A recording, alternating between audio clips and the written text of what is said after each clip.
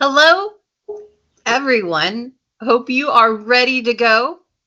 If you haven't checked out Dr. Galli's channel or seen her background videos, such as her appearance at CES, be sure to take a look.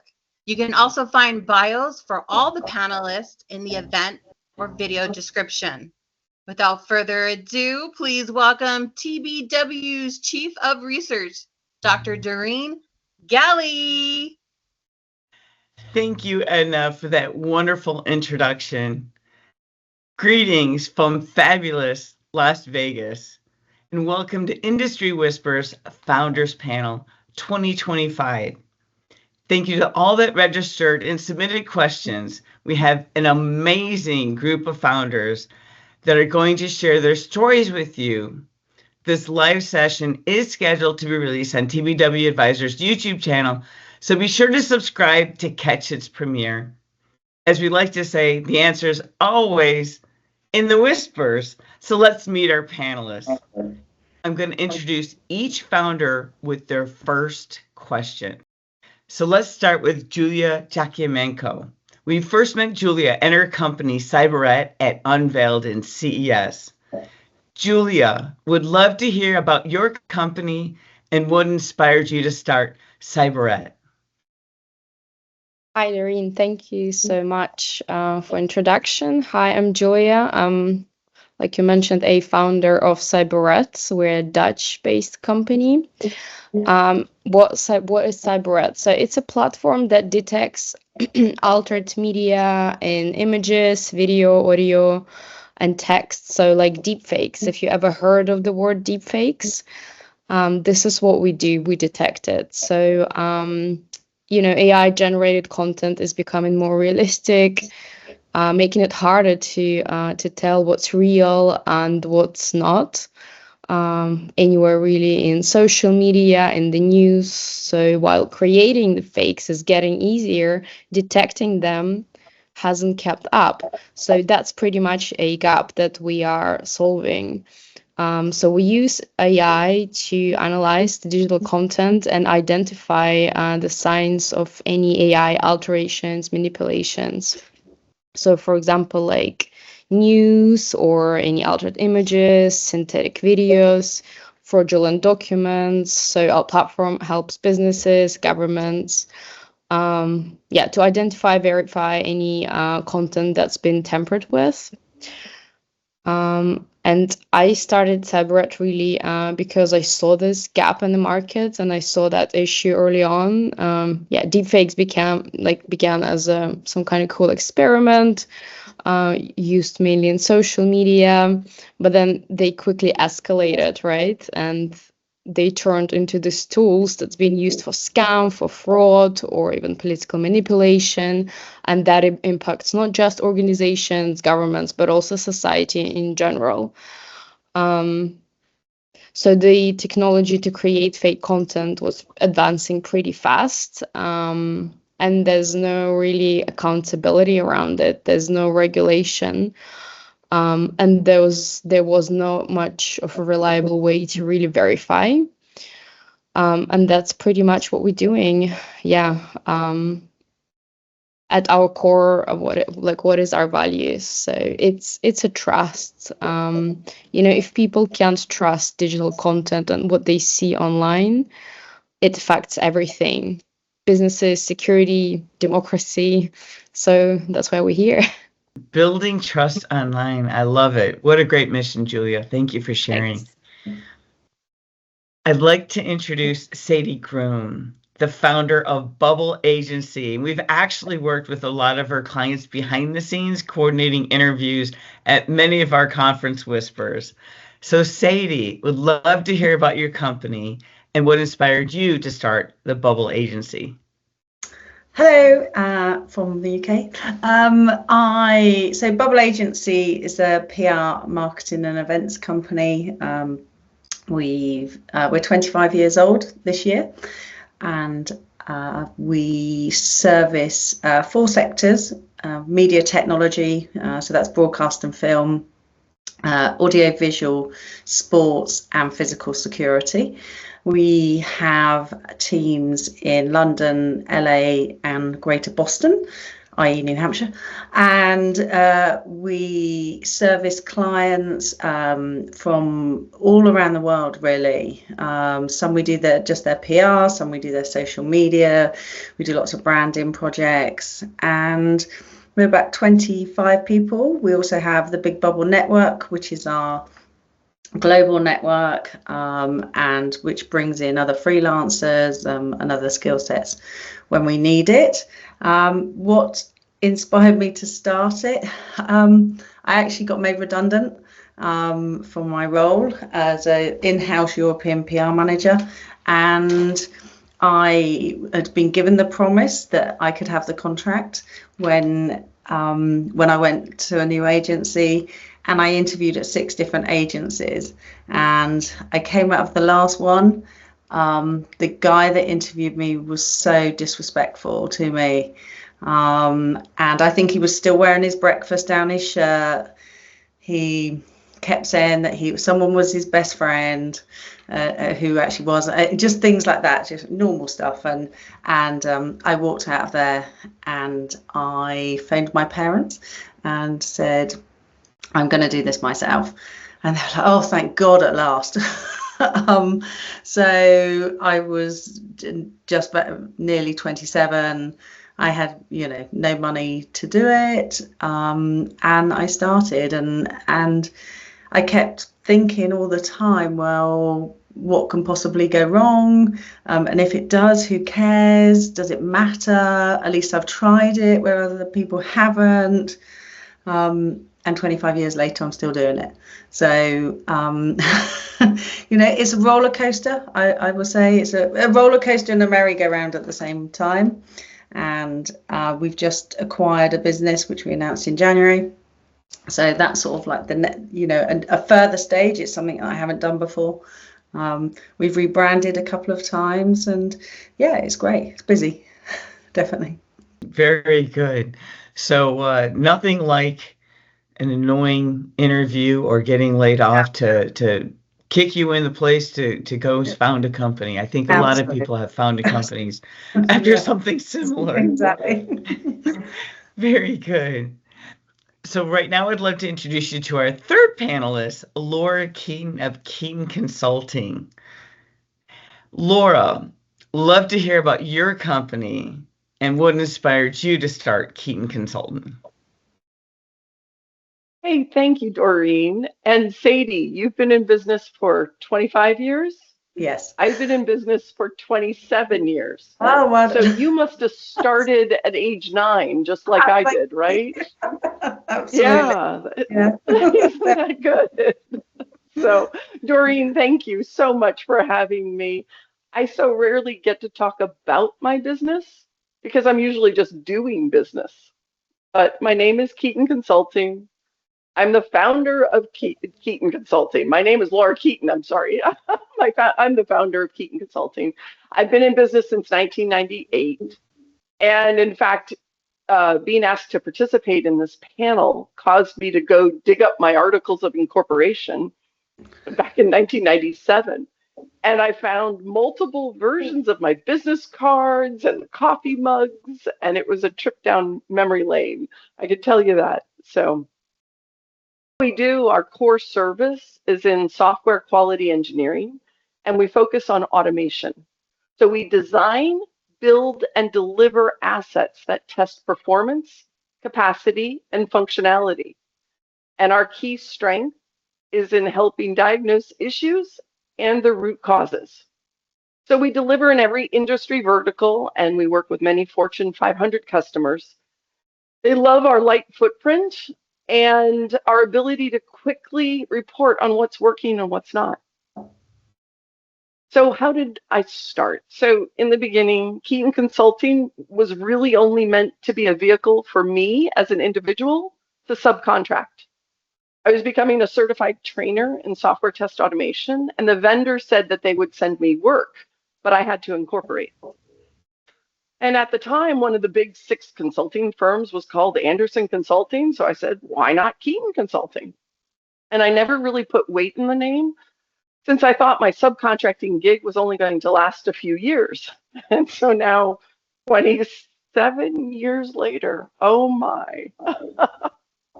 Anyways, I was getting really good reviews and positive feedback from the customers. And so the vendor asked me to photocopy myself, and they promised to give me work to fill everyone's dance card. So I found a few people who were interested in learning the trade and trained and certified them, and Keaton Consulting was born. So as time went on, we evolved from training organizations to use automation technology to, well, could you just automate that for us? So we built a service delivery model. So we rely on business to tell the criticality of the workflows, but we really need development to deliver. And we're so dependent upon developers' timelines, we need to understand the what's and the hows of their discipline. We had to get really involved in upstream activities and report on their status in order to show our status. And we got so efficient at that we started getting inquiries on assisting with project delivery governance and insight. So this looked at feature delivery and development delivery as a whole. So now we say we illuminate IT by making the invisible visible. We do this through performance testing, test automation, and DevOps analytics. And anyone who knows anything about my background understands why Laura's on here, because I've worked with a lot of testing. It doesn't matter what you developed, you have to test it. Because quality is always important. Yeah, got to keep those customers happy. Margot, with Enerdrape, we had been introduced to Margot at CES in the Swiss Pavilion. And I can't tell you how excited I am to have her share her story. So Margot, we would love to hear about your company and what inspires you to start it. And for those unfamiliar with, well, we've had a software company and two services company. Margot's company actually has a physical product, and I can't wait to hear about it. So without further ado, the floor is yours. Thank you, Doreen. So hi, everyone. Good morning. I think it's late at night for me, but I guess it's morning for you. So yeah, Enerdrape is is a hardware company, clean tech company. We are developing the very first of its kind geothermal panel technology. So I don't know if you know about geothermal energy, but basically you have two flavors. One flavor is where you basically drill super down and you get electricity out of it. And there is another flavor where you drill hundreds of meters down and you can actually produce renewable heating and cooling. So we are more on that domain. But the main innovation is that we don't need to drill anymore. We have our panel technology. We install it on underground spaces, could be underground car parks, tunnels, metro stations, subways, things like that. We tile, let's say, the infrastructure with our technology, and it's going to provide decarbonized heating and cooling to buildings. We are a spin-off from a university that is based here in Switzerland. So the idea actually came out of long years of research. And me, I often say that I trade a PhD for a startup. So we were working on this technology. My co-founders were the inventors, and they wanted us to continue to do a little bit of research on that. And I say, no, I mean, the market is really need this on the market right now. So that's basically how I found it. I co-founded and I started the journey with Enerdrape. Isn't that exciting? And I'll let you go first with the next question, Margot. What were the biggest challenges you faced in the early stages? Yeah, the biggest challenge we faced for us in the early stages was access to funding, specifically for to build the product. Well, I think when you are building a software or when you are building a service, your own resource, so you can put a lot of time in it, and you can build it or to have a first MVP by yourself. Us is just not feasible. Even if I worked 3 years in my garage to build it, I couldn't have done it by myself. So access to this very specific type of funding was quite a challenge because, yeah, you are coming out of research. You don't necessarily have enough proof of concept to actually go to, VCs or professional investors. So you're a bit in between. So this was quite a challenge for us, and unfortunately, we had access to R&D grant through the university. So we have been lucky on that side, and we have been able to build the first MVP, did the first pilot with a customer. And then at some point, yeah, we had enough letter of intent from customers to go pitch to VCs, professional investors, to get much more money to build it. Yep, that minimum viable product, MVP, and product development is everything. Yeah. Yeah, it's true. Definitely need the funding. And so, Sadie, from your perspective, what were some of the biggest challenges you faced in the early stages? I think that, for me, it was starting the company relatively young. I was 26, as I said, and I think it was getting people to take me seriously, even though PR is about public relations. We probably have the worst image out of any profession.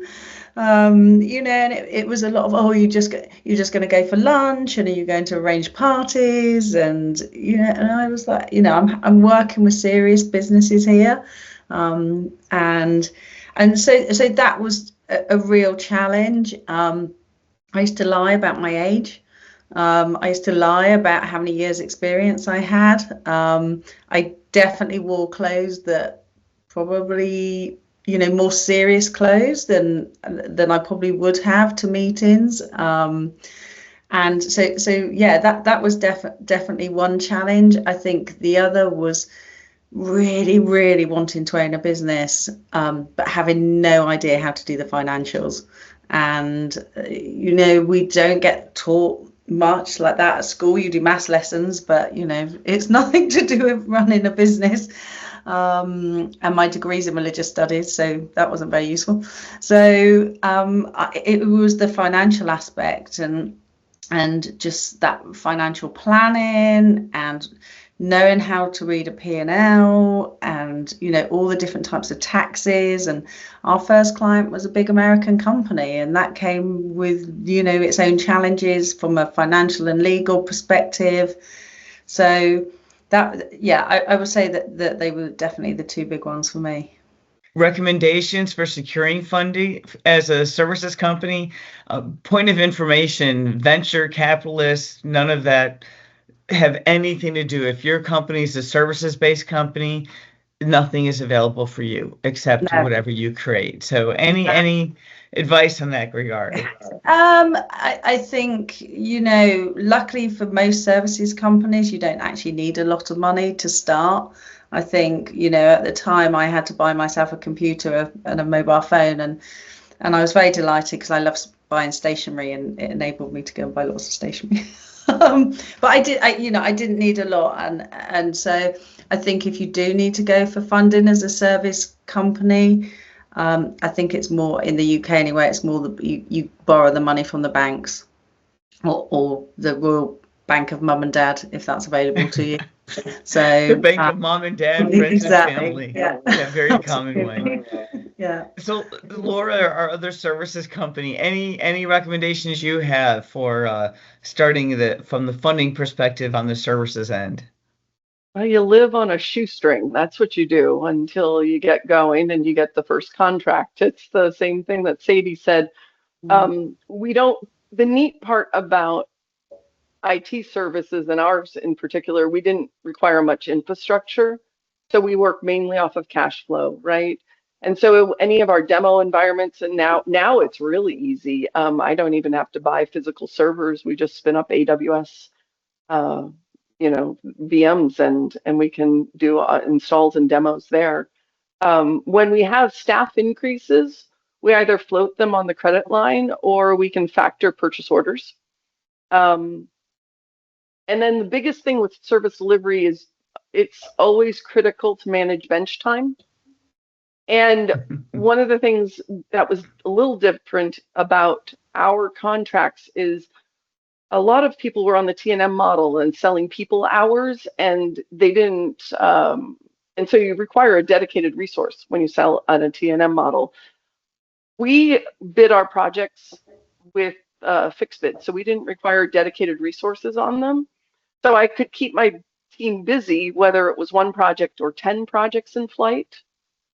And yeah, and then I guess the other thing, to Sadie's point, you have to watch the other financials in the back office. One of the things that we found is we had to hire our people as W-2s because a lot of the master service agreements wouldn't allow subs, and our insurance for general liability, professional liability, and all of those others only would cover employees and not subcontractors. So, you know, between that and then managing the finances, because payroll and services is the biggest thing. So for some odd reason, the mortgage companies want the payment every month. And so that's what's going on. Yeah. So services, it's a little bit of, you know, moving the cash around and trying to keep afloat until the next contract. You can invoice and then they pay. Very good. And we'll get back to that on the employees too. I think we have a question forthcoming. So Margot, you actually have a physical product, and you had mentioned how critical it was because you can't create that physical product without the funding. So how difficult was that first step to get the investment in that minimum viable product? So lots of pitch, lots of resources and ways to try to find money. We were still very lucky because as we were a spin-off, we had access to some typical. Let's say we have access to specific funding in Switzerland. There is way more funding for that than in some countries. So we are actually pretty lucky. But yeah, I would say the main challenge was that you know, you have funding for research and you have funding to grow company, but you don't necessarily have funding in between. And this was critical. But finally we made it. We basically, what happened is that we convinced a potential client to give us credit, to basically say that he would install the technology, and so there was a market. It was really like proving that there was a business case out of it. And thanks to this, we have been able to raise fund to build the technology and the full infrastructure. So we had to bluff a little bit at some point and selling a project before really having finished the technology to be able to have the money to finish the technology. So that was a bit risky, but finally it worked. It worked out. It feels like it's very much the chicken or the egg, which comes first, right? Exactly. They want the product to fund it, but you need the funding to get the product. Typical. Well, we're so glad you made it through that. Julia, we know AI is a very competitive funding area. There's lots of funding, but there's also lots of people wanting the funding in a very hot area. How are you able to stand out in such a crowded field to succeed? You are very right. It's quite competitive these days. And detecting deepfakes, it's quite challenging problem as well, because the generative AI is constantly evolving. So let's say we test and play around and innovate with different detection approaches. But the biggest challenge, sorry, I suppose, is that what's working today might not work tomorrow because the generative AI is constantly evolving. So this is what we do. We try to not just to rely on one technique. We innovate and we create various techniques. We involve with different universities and look for different innovative methods. So that's how we try to stay ahead. A lot of innovation and collaboration. Exciting. Exactly. We heard a little bit on attracting the first customers. So let's go to building and manage the team. Now, Laura had touched on this where the subcontractors basically required it. Sadie, how did you handle building out the team and deciding when to make them employees or when to keep them as contractors? Well, yeah, I mean, it's really, it's that whole how much of a risk taker are you type thing. And I very much went down the route at first of employing people that I'd worked with in the past, which is great because you trust them and they're going to do the job, but also risky because if you didn't have enough money coming in and you had to let them go, or they were proper employees, then that was quite difficult. Unfortunately it didn't have to happen, and we grew to about 10 people, and then we lost our biggest contract overnight, and I had to get rid of 8 people.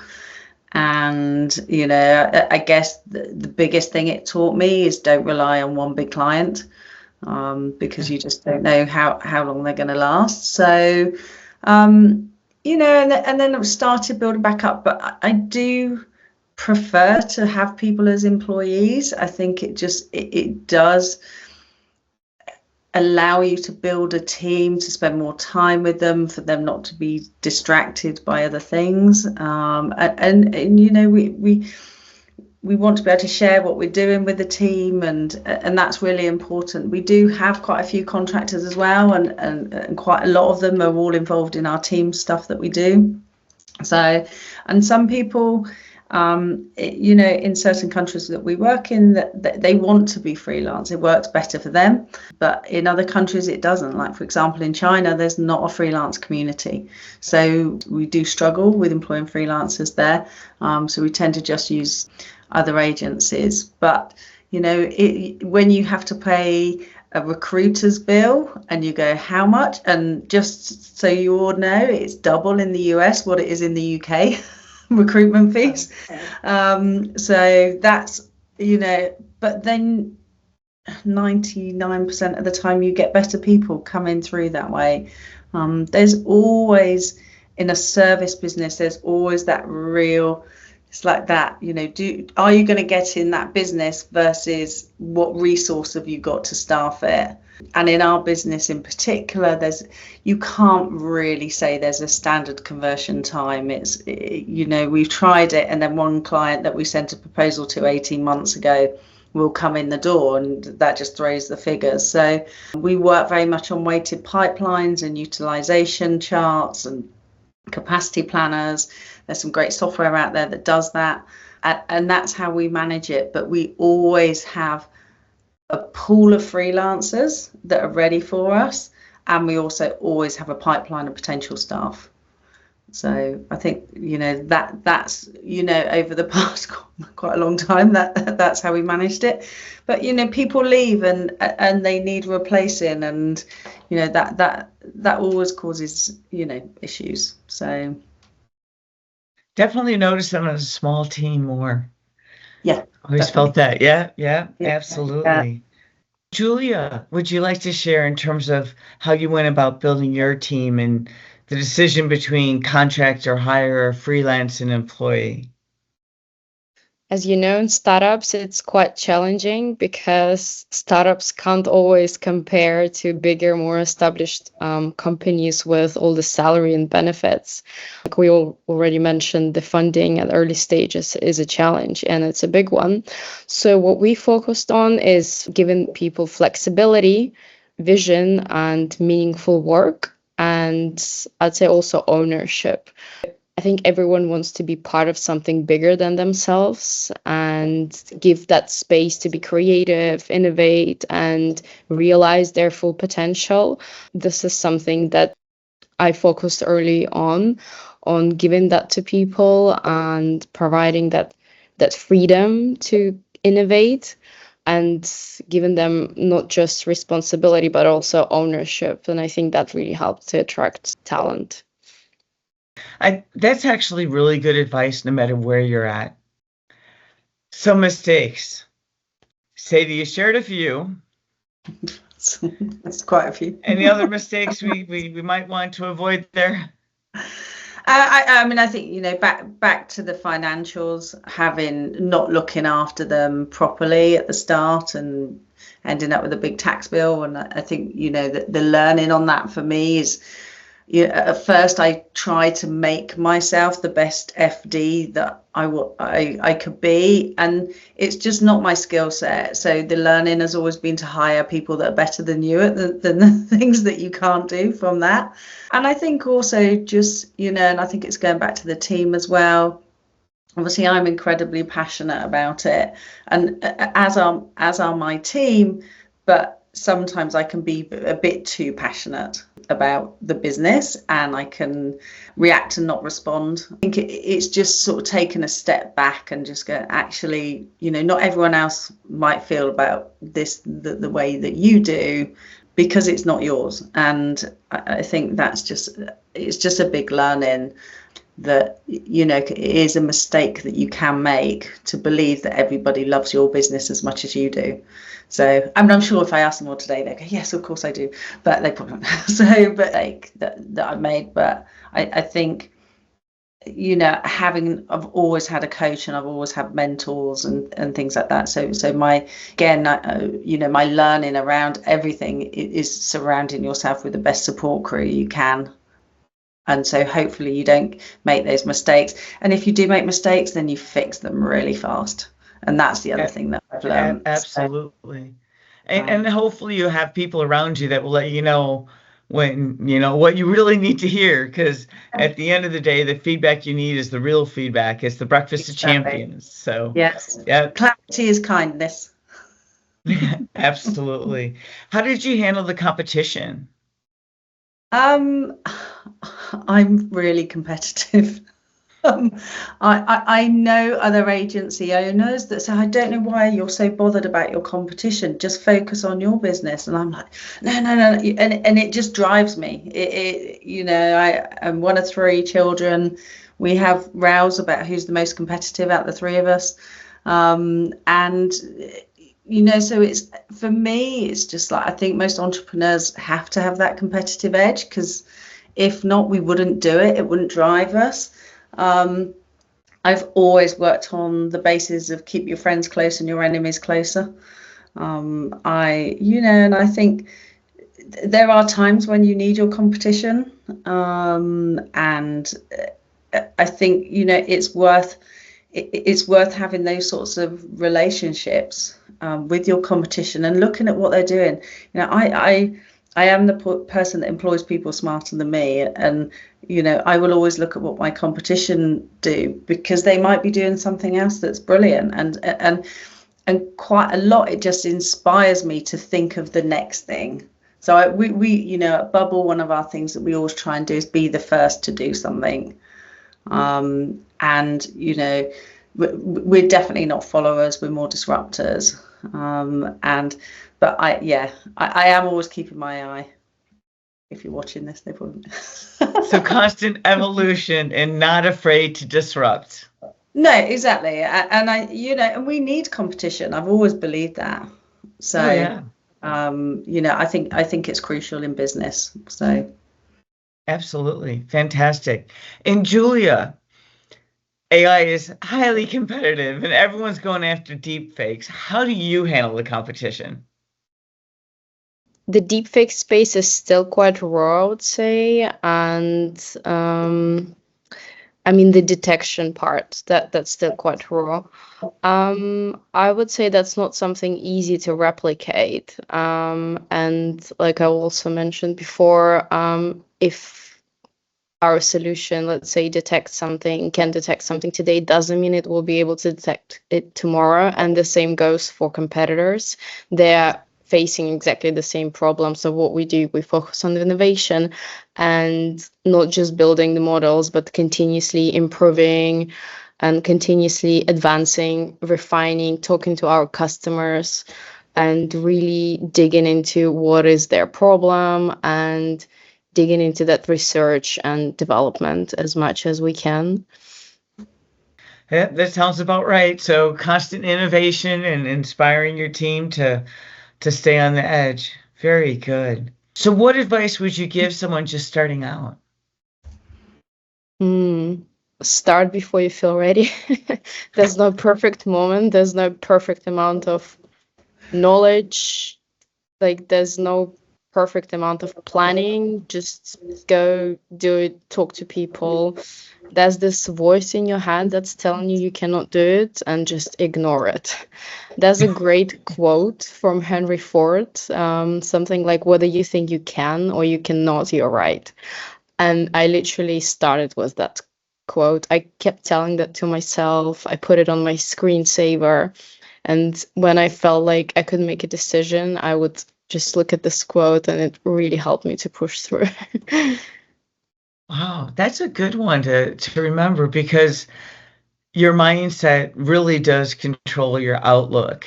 And so if you don't believe it yourself, no one else is going to believe it more than you. So you definitely always have to be your biggest believer in yourself. So, Margot, what advice would you give to someone just starting out?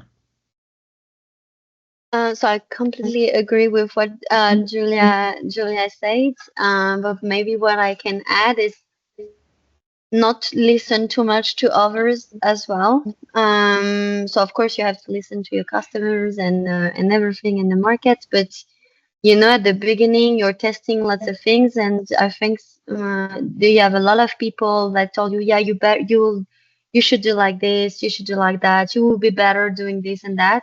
And me, I was a bit stubborn and fixed on what I wanted to do. And some people told me, you are really stubborn, you're not gonna make it. And actually, I think it was one of the best decisions not to listen to them and just prove them, be competitive and prove them that I was right. And I think, yeah, don't listen too much to others. Of course, if you always have the same feedback, maybe it's worth to take it. But lots, especially at the beginning of a venture, lots of people want to give you their opinion or advice on what you should do and how you should do. Just listen to yourself and not listen too much to others, and just believe in you and in the way you want to structure it into plan. So believe in yourself, and only if it gets really loud or it's the customer, then you can listen to them. Yeah, because customers always have great insight. Laura, what advice would you give to someone just starting out? Well, in IT, I think there's this misconception that every organization's on the cutting edge of advancements.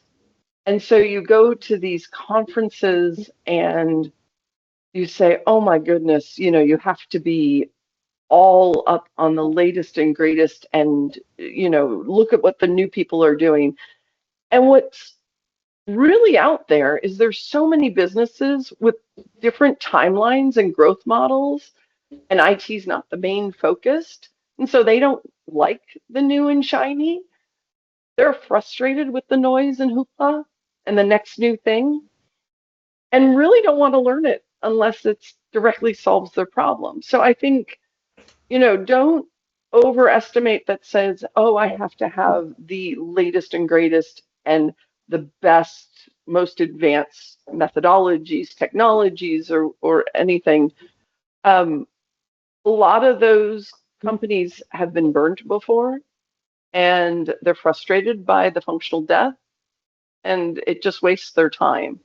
So really, if you think about companies that are complex, they have on-premise hardware, private cloud, handheld devices, even a mainframe or two. Their staff is not up to date, most likely on the latest and greatest, and they become disengaged when you come in with all these shiny new industry terms and new ways of doing things. And so really my advice is to really listen to where they're at. Start by where they're at. What's their problem? Use the same vocabulary to reiterate their problem. And then after you validate that you have the problem correct, then propose your solution, but only one step at a time. Take them through a crawl, walk, run scenario, even if you really want to just start running. And the other thing is for us, we have to build trust. So to make sure, especially with a new account or a new client, that we're proposing a solution that works, we always put an assessment component in our statements of work. And if the statement, and it gives us a bailout if things don't work. And they actually appreciate that, because failing early and failing fast solves a lot of headaches and saves a lot of money. So failing fast. Failing fast is very popular in IT. Yes. Yeah. Good I don't news, like to fail, but yeah, bad news doesn't get better with time, so let's get it as quick as we can if it's coming. Julia, did you have advice on someone just starting out? I actually loved what Laura just said. Fail as much as you can and fail fast. I love it. That's actually kind of advice I would give. Like, don't be afraid to make a mistake. People usually overthink that, and I was like that. I was overthinking, but actually making mistakes helped us progress so much. So I would say, like, trust your instincts and make decisions fast, fail fast, and also surround yourself with inspiring people that you look up to. So, like, for me, that was empowering girlfriends that were entrepreneurs, and I could look up to them and always ask them, like, for advice. So that really helped, especially in the moments where I also felt like I'm adapting myself. Yeah, I think that's one of the most important pieces of advice that I've also received. Surround yourself with inspiring, women, for me. Yeah. And Margot, did you have some advice for someone just starting out? Talk to like-minded people.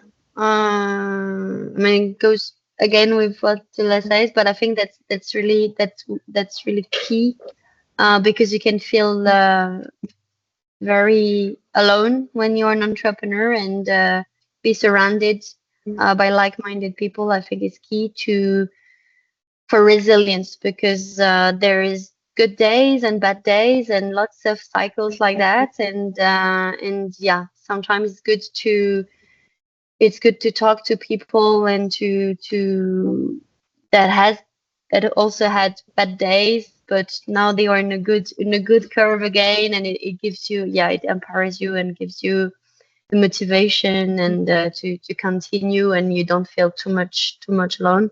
So I think, yeah, this is really one of the best advice someone give me at the very even if I have co-founders, I believe that with a small team and a vision, you can do everything. Yes and no. Yes and no.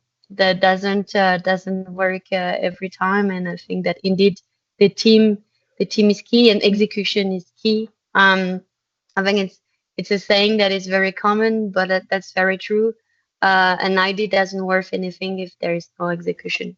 So sometimes you really have to put the energy, the team, to execute the thing properly. Interesting. It seems like there's a common theme. We've all got the memo. It's great to have a personal board of directors.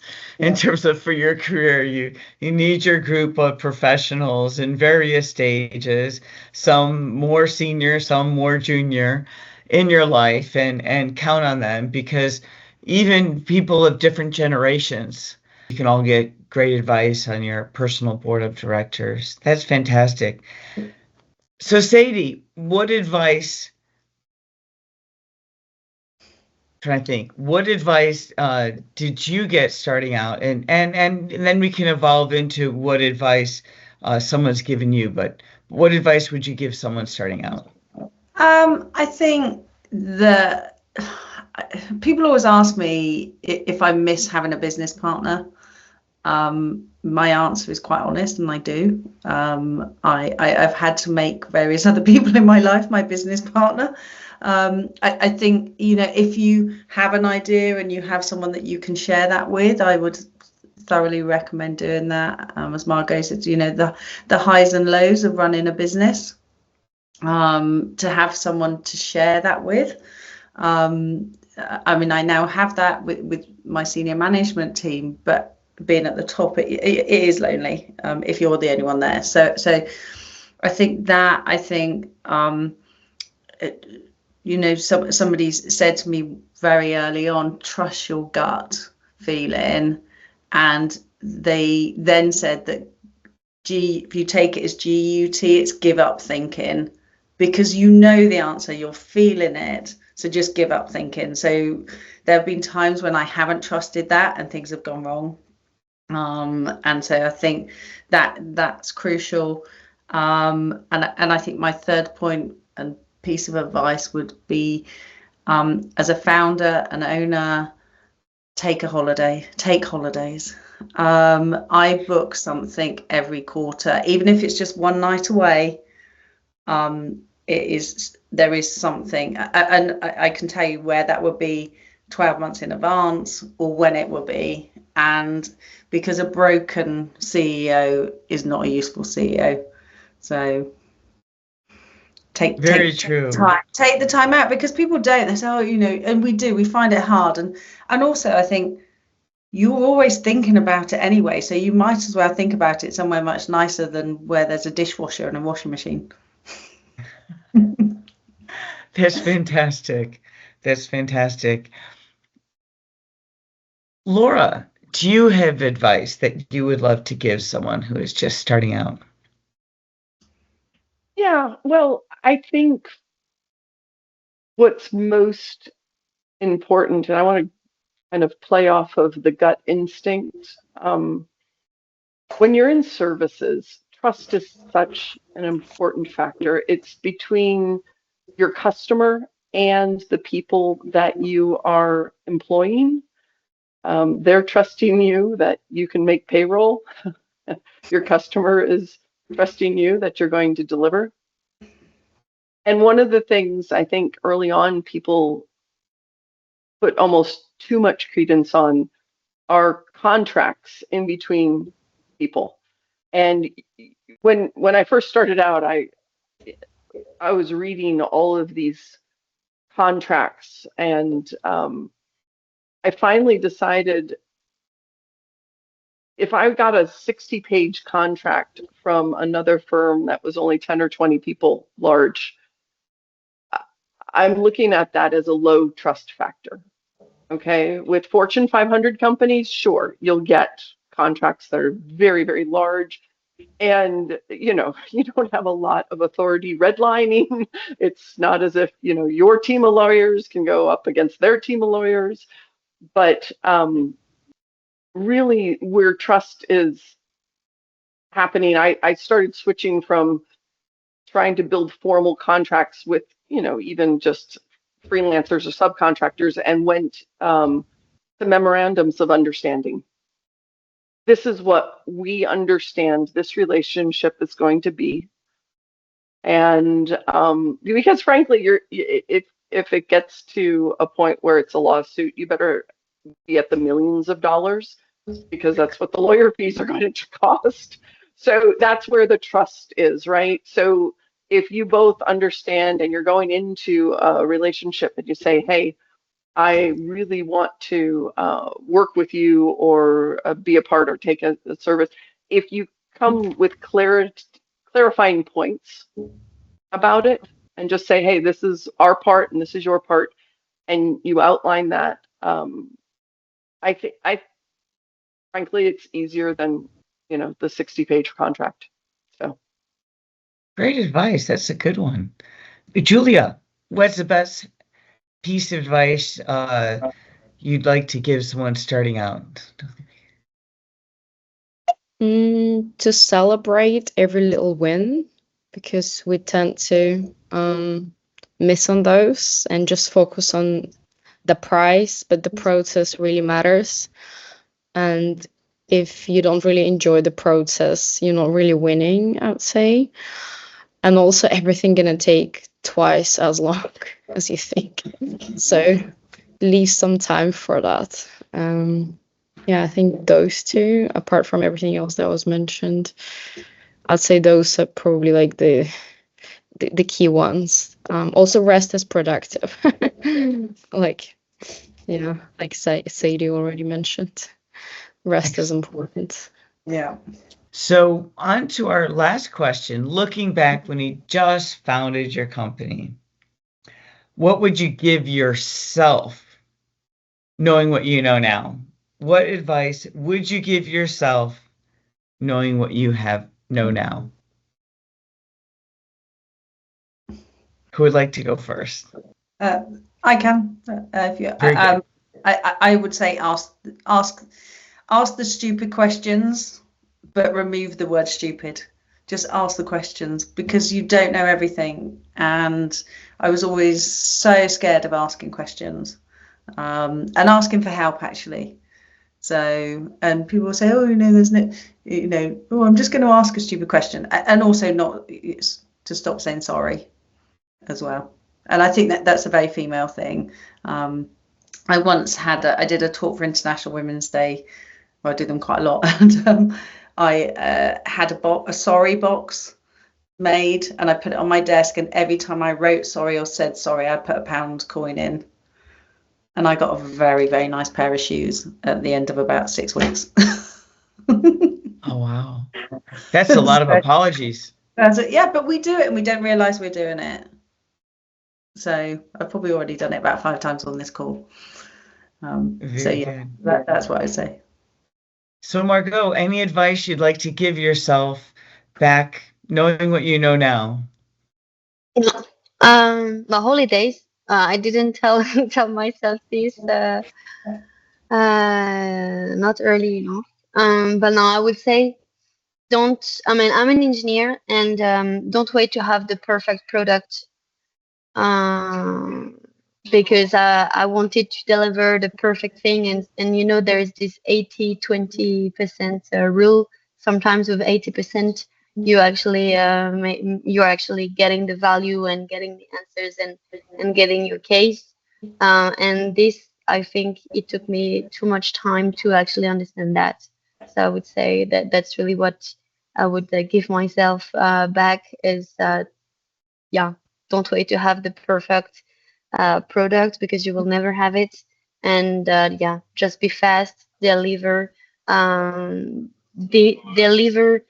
the minimum to get the maximal value. Great advice, definitely. And Be perfection lazy. is the I have to be lazy. I think that this would be my advice. Be lazy. Perfection destroys productivity.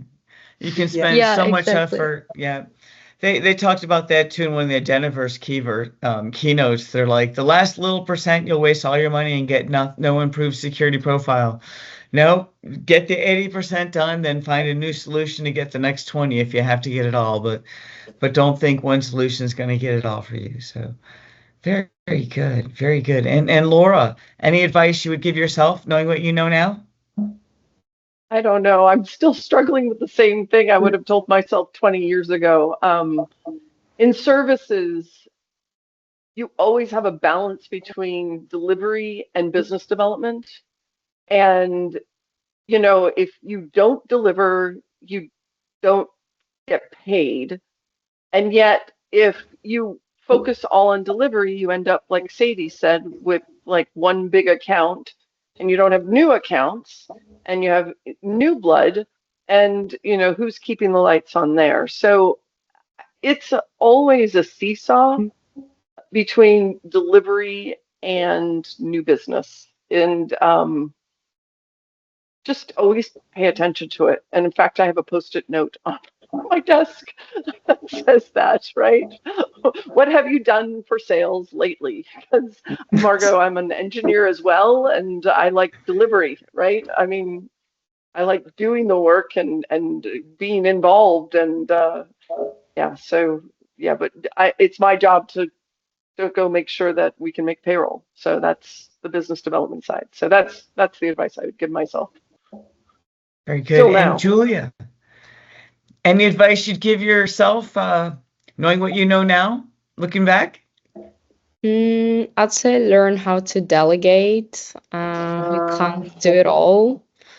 And focus on the most expensive most like growth oriented tasks, I'd say.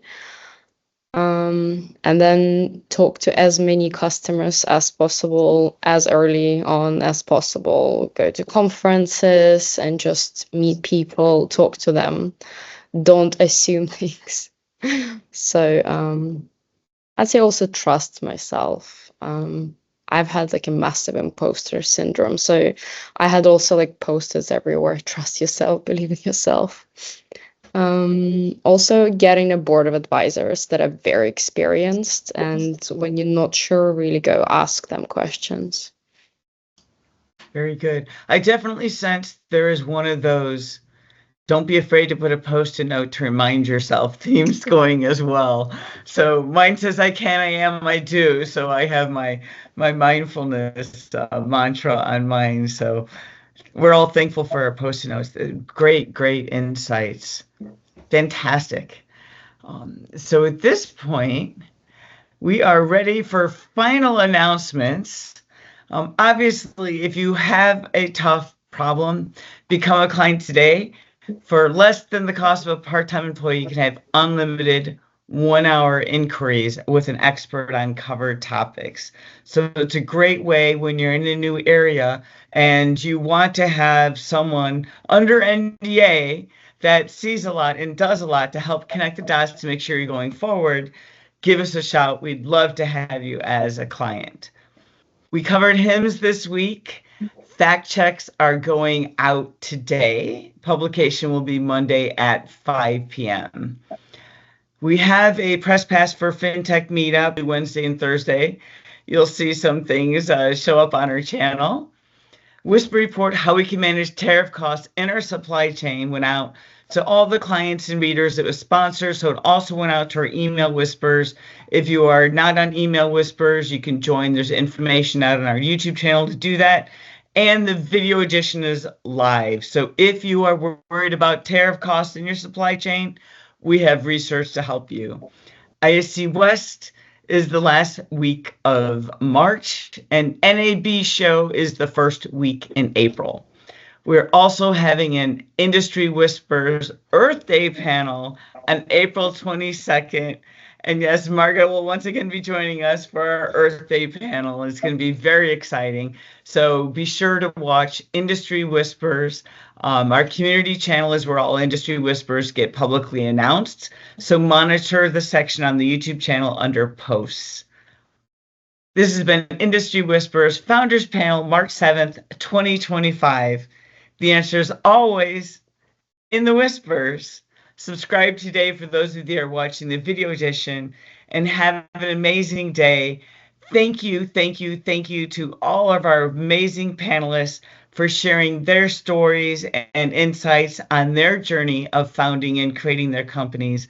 It has been amazing getting to know you and hear about your stories, and I believe you inspired so many people. So thank you.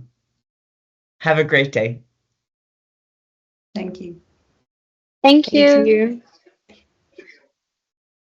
Thank you. Bye. Bye. Thanks.